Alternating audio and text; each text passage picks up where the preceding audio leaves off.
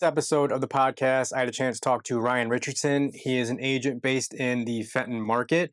He's been in the business going on 4 years now, and we covered a bunch of different stuff. A couple of things you're going to learn about Ryan from watching this video. Number one is he prioritizes his family. He says what he thinks. He's real, he's authentic, he's a genuine guy, and he speaks his mind, which I appreciate that. I know this firsthand because I work with him as a coaching client, as he's a hard worker. Hope you guys enjoy the conversation. If you like the podcast, give us a thumbs up and a comment and enjoy. We've only done one in person. Like, this is the full podcast we've ever first done before, but this is the in-person one. So what do you think, in person or virtual? Which one do you like better?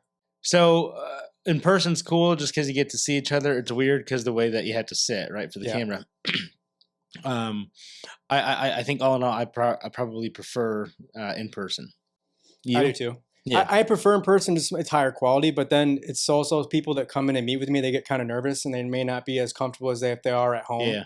Yeah. So depending on the person, the conversation we're having, it depends. But yeah, if I can do in person. Obviously, it's more convenient to do virtual, right? Yeah. I mean, there was numerous times with Alliance videos that I would just jump on. I was out doing showings or whatever, so you had a gas station in the background because I'm in my car. But yeah, the feel of it's cooler in person. Yeah, I agree. So you've been at this thing for about what, 3 years now, 4 years now? 3.5. Yeah. Is it what you thought it was going to be? No. How is it different? Yeah, I guess I don't. Maybe it is what I thought it was going to be. I didn't think it was going to be easy. I didn't think it was just going to be the easiest thing to ever do, or else everybody would do it. I think the thing I didn't see coming was just following up. That whole aspect of you got to find the business. I thought about this the other day because my whole thought or theme for this year is numerous things, but be consistent, call the damn leads, and I had this all written on my board at home just to kind of like constantly remind me in my home office. But back when I was in high school, I applied at my local McDonald's and they have you do this whole freaking test and everything. And I failed the test. I don't know how bad or whatever, but I didn't know that McDonald's had a threshold of people that they want to hire based on X, Y, and Z, right? But I kept calling McDonald's because it was my first job, and I wanted a job because I wanted to make money, right? And finally, the manager called me back, and she said, "Hey, you tested a little bit lower on, your scores were a little bit lower, but because of your persistence, we'll at least, we'll have you on, we'll hire you, whatever else." And I thought about that so much. I ended up not taking the job because then I got a call from a mutual friend that worked at actually a surveying company, and he hired me for more money, and I just did a bunch of data entry for a couple summers. But I was thinking about that earlier this week about it was just the persistence that persistence, because I at that time I was going from making zero to $0 an hour to $8 an hour, whatever it was, But yeah. So consistency, persistence. I think you kind of know that going into it because you don't get paid unless you do something. But at the same time, I don't think you really realize it until you're in the business, and then you realize, oh shit, I don't get paid unless I do something. Mm-hmm. You only eat what you kill. Yeah. So you go and you learn. So that, would you say that was like the first lesson of persistence and what's actually required, and then that translated over to real estate, or did that evolve as your business career evolved? Yeah, I feel like I've always been very persistent in things that I want. Whether that was work or promotions. I was very persistent when Liz and I first started dating. I just bugged her so much until she said yes, and then never let her go. How long did that take? I mean, not long. She was into me. Oh yeah. Jeez, that sounds terrible. It's okay. It's okay. No, but I think I've always been more consistent and persistent in all the other stints with things that I want, right? Obviously, the things that you don't care about, you just don't care about, and you forget about it, and who cares? But yeah. It took me like a year to get Maddie. Yeah. Mm-hmm. Yeah. How did that happen? Well, originally, she was in real estate, so we had that shared common interest, and I actually helped her get her over here from EXP, from another company, and We did a podcast. Like that was the first face to Okay. face. Okay. I had lunch with her one time to try and get her over here, like a recruiting lunch, and then one thing led to another. And then she came over, and then we did a podcast, and that was great. And I could tell she was into me, like, and I was into her, and she Yeah. knew Yeah. that, Yeah. For right? sure. For sure. I even had a conversation with Darwin after, and he's like, "You guys are like a perfect match. Like you seem to have chemistry, whatever." So that was a while ago, and then nothing, and then she actually took a listing in Fenton, Mm-hmm. and she sent it to me. And she's like, "Hey, I just took this listing in Fenton. Do you have any buyers?" And Mm-hmm. I'm like, "You're not messaging me for buyers. Like, what are Right. you Right. what are you Right. sliding in Right. my DMs for?" And that kickstarted the conversation. Then we were dating a couple weeks later. Oh, very cool. Yeah. Yeah. Yeah. So all you need is an opportunity, then you close, right? Yeah. Exactly. Exactly. Yeah. So now Close the doing deal. this for, going on 4 years now, Mm-hmm. what do you think has been the biggest takeaway or the biggest aha moment for you in your real estate career? Oh. Uh. Jeez. Give me some ideas. I can't think of anything right now. Well, I think a lot of what we've been working on is, putting systems in place and being efficient to help you scale Mm-hmm. from the level you're at now to that next step. Mm-hmm. And is that something that maybe you would have done a year or two ago, or would you? Because I know you were stuck at that mark. Yeah, yeah. I mean, I think I would have done it. I just didn't know how to do it. I didn't know how to start. I think the other thing that I think rings true is, I don't know if I should say this or not, but I don't think it matters at all where you're at, right? I think all the clients, sellers, and buyers that I've had in the past, and all the clients that I'll have going forward, they list or they buy with me because we work well together, right? Because I can gain their trust and their confidence in their business, right? And obviously I've lost business and lost different listings or whatever else, probably for the same reason, right? So I think that's the biggest thing. Sure, obviously, the more the experience you have, that's never going to go unnoticed. It's never not going to pay off. Absolutely, but I think no buyers, but especially no sellers, just because they've been through the ringer at least once or twice before. But no potential clients really care about your experience that much until they know, do I even like this guy? You're right. And if they like you, okay, now they're going to open up the door to, now they might care about how you work or about your past experiences or this or that. Right. And if they don't like you, they don't like you and they're going to move on. Right. So I think that's been the biggest thing is, it's just people are going to hire you for you. And then also just being more, I think I've always been pretty authentic with who I am, but the few times that maybe I've tried not to at first, it just feels weird. And maybe it doesn't feel weird for the clients, but it feels weird for me because I just know It's not you. Yeah, what am I saying? This isn't what I do, right?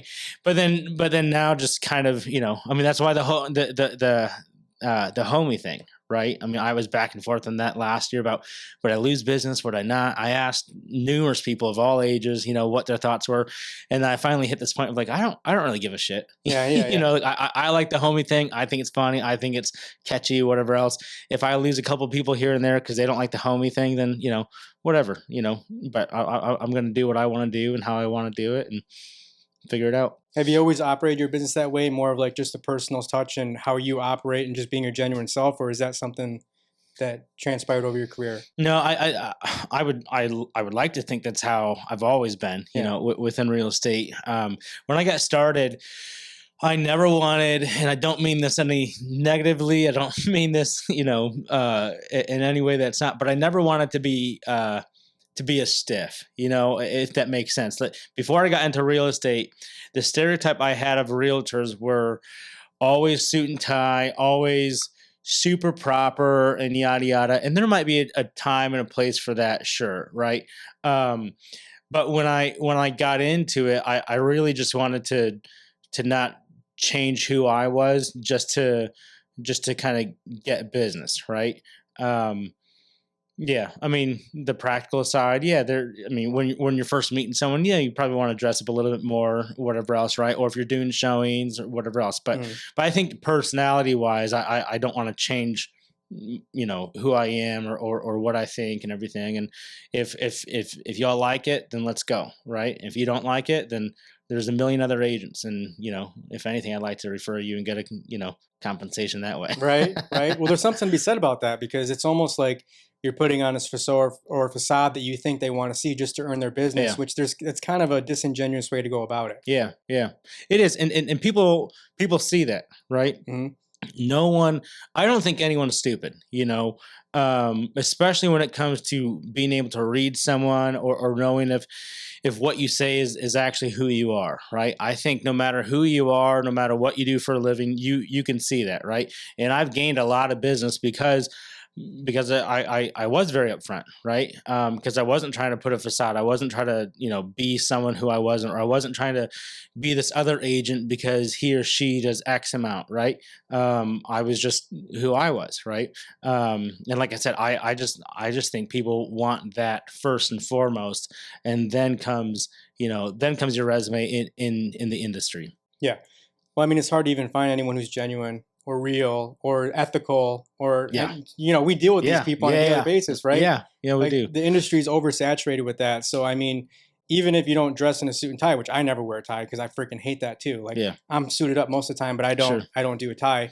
It's just like, okay, you got the look, but like, how do you operate? How do you Hmm. handle people? What's your personality? Like, what are your ethics? Yeah. And you can be in a suit and tie, but if you're still a POS, you're a POS. It doesn't Yeah, matter. yeah, yeah, yeah, absolutely. Yeah, agree. Mm-hmm. So, all right, that's business wise. What about, personal? Like, what do you like to do? What are your hobbies? What do you enjoy doing? Okay, so what I like to do, I've recently got into cycling or biking, whatever the proper terminology is, and that's been fun. I got 3 kids, so I try my best to be with them when I'm there and not be on my phone. Not always the best, but it is what it is. I enjoy reading. Yeah, I don't know. I there's not much I don't like to do. I like to be with people. I like to go and try new things, and I'm always down to try something at least once. Yeah. Um, but yeah, What type of books you reading? trying to get into fiction a lot this year and even last year. So fiction is something I've been trying to push a lot more. It's just hard because I don't know a ton of fiction that I would be interested in, right? But I finished a book by Stephen King. I think I told you about it, Mhm. about JFK and everything. Man, I couldn't. The last 500-600 pages, I just couldn't stop. I read it in 2 weeks or so. Yeah, like I said, the last 600 pages or so. So I'm looking up more King. I have it. I want to get The Stand. I just want to go on this Stephen King binge. I read Harry Potter last year, which I had never read Harry Potter, never watched any of the movies growing up. So I was very new to the whole world of Harry Potter. Yeah. I don't know if you've read it or anything, but I was sucked in. I mean, the first book's pretty childish, sure. The second book kind of childish, but when you got to Azkaban, it's like, oh, okay, yeah, Yeah. I'm into this now. Yeah. Yeah. I read it when I was younger. Yeah, Yeah. you did. Yeah. Yeah, Yeah. The movies are good too. yeah, they Yeah. are. Yeah, they're fun. I'm more of a nonfiction philosophy business type guy. You know Yeah, that. yeah. So, I still like a lot of social sciences and nonfiction like that. One of my favorite books is uh, oh my gosh, it's by Leonard Mlodinow. Subliminal. It's about how your subconscious mind rules your behavior. hmm, Um, that one's a good one. Jonathan Haidt, that's how I've pronounced his last name. yeah. But he's great. I've read The Righteous Mind, kind of along the same lines of Subliminal as well. Coddling of the American Mind is a great one. I'm not really into parenting books in a sense, but if there's ever a quote unquote parenting book I would reread or recommend, it would be that one for sure. And then obviously you have the commons like Malcolm Gladwell, Adam Grant, those type that I enjoy quite a bit. Very And nice. then sorry to interrupt. No, you're good. Another book I read last year by Rutger Brenneman. I could have that wrong, but it's about humankind, and the idea is that humans are not to our core evil, right? That there is like our core is good, right? And I think the common idea that everyone has is, well, we're all just pieces of shit. you know, Yeah, yeah. in that book, he uses example after example after example of the good nature in all of us to help each other, help you know people, things, creatures in need, and everything else. And that was another book that I think I read in 4 days or so, just because I couldn't put it down. You should read it. Yeah, yeah. Send it to It's a me. I'll good read one. it. I will. I Yeah. will. Another thing you brought up, because you got 3 kids and Yep. you prioritize that in your schedule. I think that's a good thing to Yep. bring up, because a lot of Yep. people, how do I balance the work life balance with the family? You Yeah. designate Mondays every week Yeah. for family. Yep. Yeah. So when I got into real estate, one thing I didn't like about the sales thing is just because the sales is you're never off, right? You always got the phone on you. You're always out working or showing or whatever else. And I never liked that aspect of being in sales. And it took me a long while. I don't think Liz and I created that time in Mondays until, I don't know, the fall of 24, right? So it took a long while for us to hit that. And sometimes it's hard to keep to Mondays, right? There's some Mondays I love having the day off, and then there's other Mondays where it's like, oh god dang, dude, you just feel like you're wasting the day, right? But it's been great to now that my kids are in school, to be home, and Liz and I just kind of do whatever we want, or do things around the house that we need to, but nothing work. And then Monday nights, I'm always guaranteed to be there for dinner and be there with my kids. So yeah, Monday's great. Is that something you share with your clients? Like, if you have Yeah, a new client that you're yeah, I meeting do. with, you let them know that? Yep, I do. And when I started it, I kind of like tiptoed around it with the current clients I was working with, or even new clients I took on during that time. I tiptoed of like, hey, I kind of don't, but I could adjust it, whatever else. And every single one of them just completely was on board. I've had clients just say like, yeah, you need a day off. No worries, right? So anymore, when I'm taking on new clients, yeah, I'm very upfront of, hey, you can still call me, text me. I just may not be as responsive as I typically am, the other 6 days. Yeah. But I don't do showings on Mondays. Unless, like, if it's absolutely necessary, sure, we can compromise. But yeah, all my clients now know, I'm not a realtor on Mondays. I like it. That's taking control of your business, though. Yep. Right? Yep. And Yep. time management, which this is something I want to throw out there, because I just had a conversation this week with an agent, and they were asking me about how can I operate, how can I scale faster, and I wasting time is a sin in my book, Hmm. right? And so one of the best ways to maximize time in a short amount of period is what I started doing years ago, which is you getting 5 weeks out of a month. Hmm. And so how you do that is, what I've done is, you work an extra 2 hours every night. I typically do between 7 p.m., 9 p.m., 7:30, 9:30. Hmm. But if you do that over the course of 5 days, that's 10 hours a week. That's 40 hours a month that you just granted yourself, which is an extra week Hmm. every single month. Hmm. If you do that enough and you do it consistently, not only will you get ahead, it'll keep you ahead. Yeah, I just started that. I was talking to Liz about that a few days ago, about having something, just because You're good.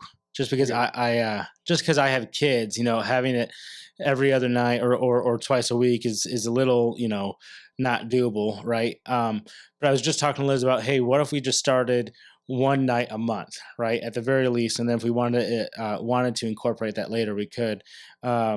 So that's something that, I mean, we did this week, and then we'll start again. We'll do again in February, where it's like a set thing where probably we'll go to the office just to have it, quiet and in my own space, and not have the kids running around and everything. But yeah, it's just an hour and a half, 2 hours that night to just fully dedicate on making the contacts that you can't, because people are working Yep. during the working hours, right? Or following up, or catching up on things that you can't catch up on during the workday because you're doing other things, right? But yeah, I think it's very important to, if you can, and you can, it's just a matter of doing it.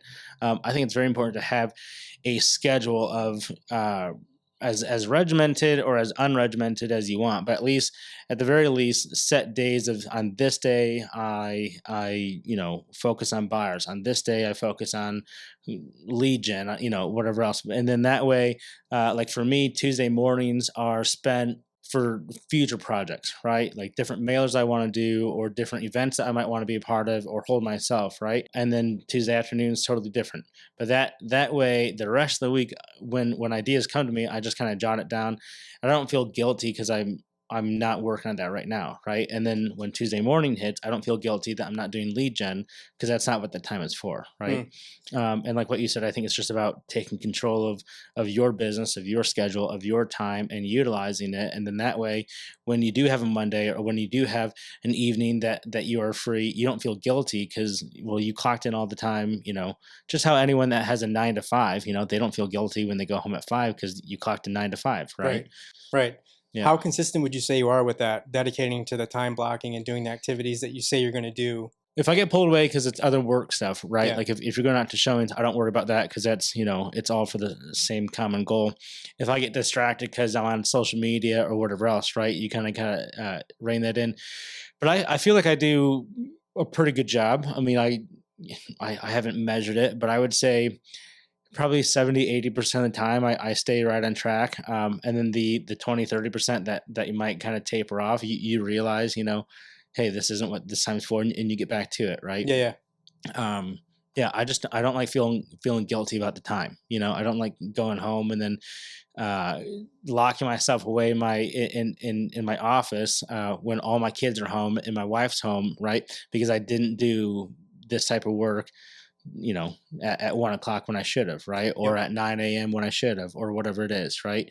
And I also don't like being in the office and doing, scrolling through Facebook or doing personal stuff when that's not what that time's for. And I've done this with a couple of clients, but if you're on the extreme case and you're trying to improve your time management, you can do what's called a time management audit, which is where you set an alarm to go off every single hour from 9 a.m. to 5 p.m. Oh, that's a good idea. And when it goes off, you write down what you did. Yeah. So if I scroll through Facebook from 9 to 10, that's what I wrote down. Oh, from 10 to 11, I was doing this. So you look at the end of the day and you can say, okay, this amount of time was income producing.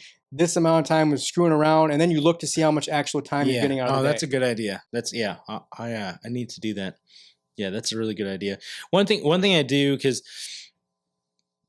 the days that you're just in the office, it's hard, not hard, but it's just it's distracting to just sit down and do whatever you're doing, right?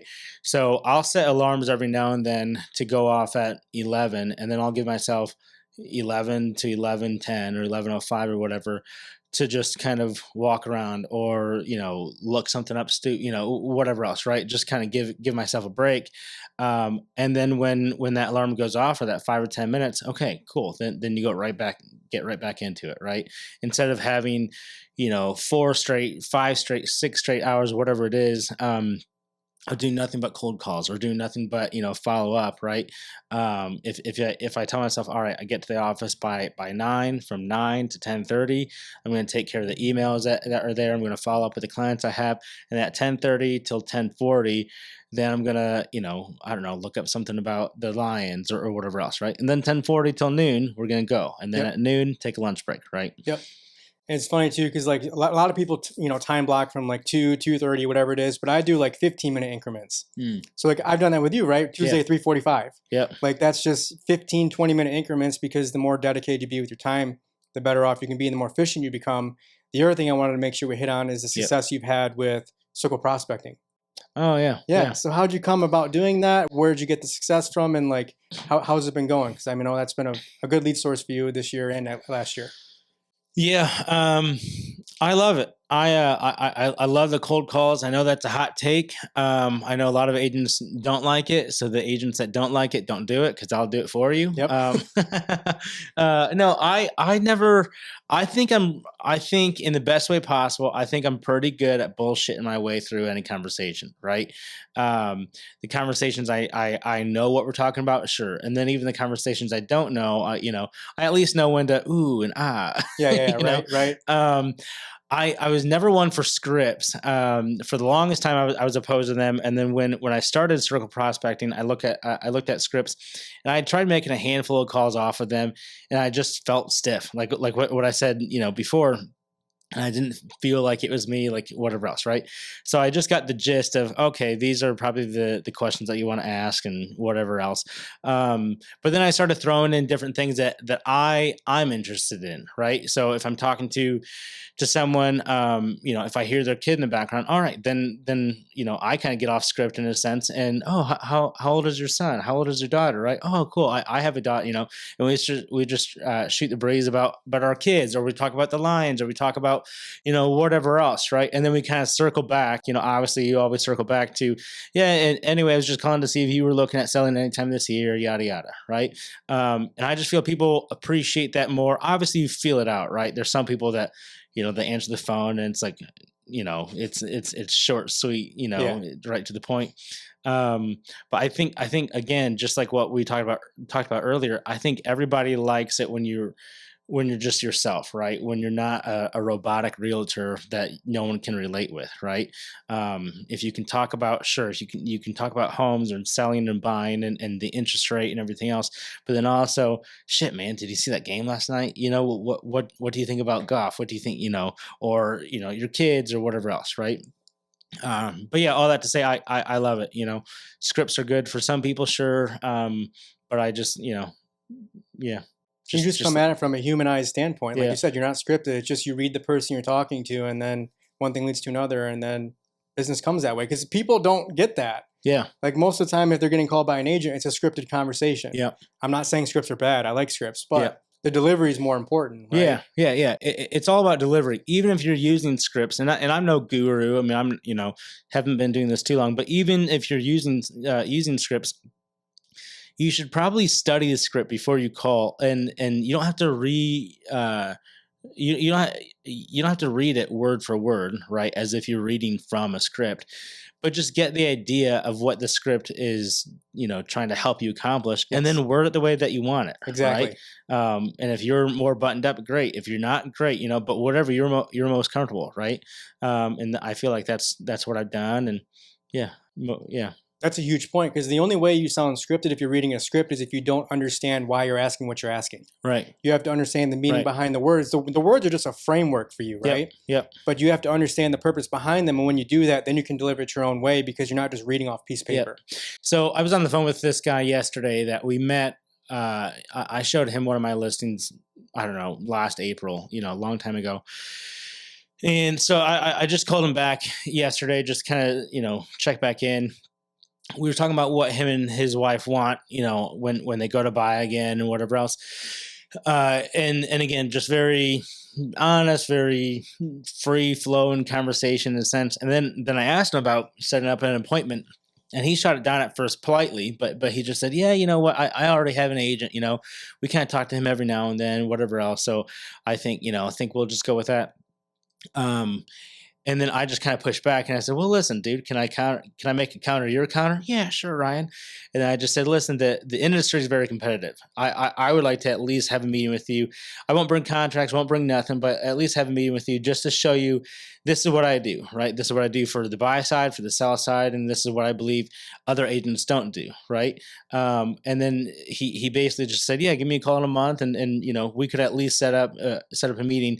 And then he told me, he said, and the reason is just because we've had such a good, honest conversation, right? Because it all just came from, it's just one dude getting to know another dude. Yep. And I just happen to be in real estate, and he just happens to own real estate. That's all. Yeah. And plus you're confident in the value that you have to offer too. Otherwise you wouldn't persist that way. Right. Yep. Confidence, honesty. Those are probably the two things that you need. I mean, for real estate, but for everything. Sprinkle some integrity in there, and then you got something. Yeah, Just absolutely, a little bit. absolutely, just a little bit. little dash. About a half hour in. Anything else you want to know? Closing arguments, closing thoughts? Closing arguments.